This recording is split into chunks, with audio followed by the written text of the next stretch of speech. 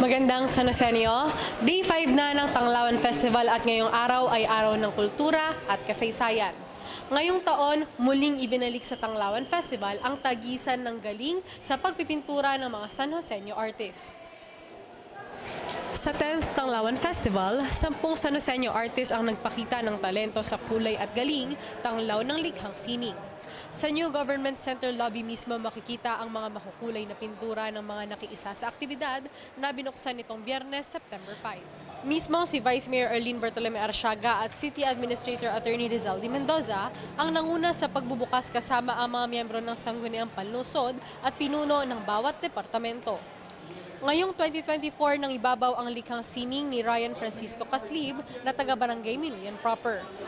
Maging ang mga hurado na nakasama sa programa ay humanga sa talentong ipinakita ng mga San Josenyo na nakiisa. Talagang sa San Jose del Monte, suportado ng magkatuwang sa serbisyo, Mayor Atilida Robes at Congressman Arthur Robes, ang mga San Josenyo na nagpapakita ng galing at talento sa iba't ibang sining.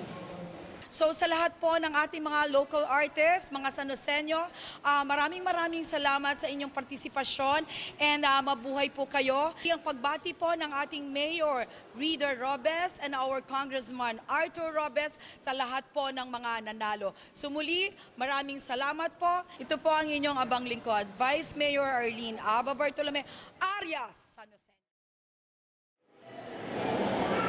Hanggang September 10 makikita sa NGC Lobby ang mga likhang sining ng mga San Josenyo artist. Para sa Balitang San Josenyo Tanglawan 2025 Special Coverage, ako si Mira Bonyon Laksamana, Public Information Office. Yan ang mga kaganapan at detalyeng dapat alam mo sa San Josenyo. Para sa napapanahong balita at informasyon, doble aksyon at solusyon, mag-subscribe na sa mga official social media pages ng Pamahalaan Lungsod ng San Jose del Monte, Bulacan.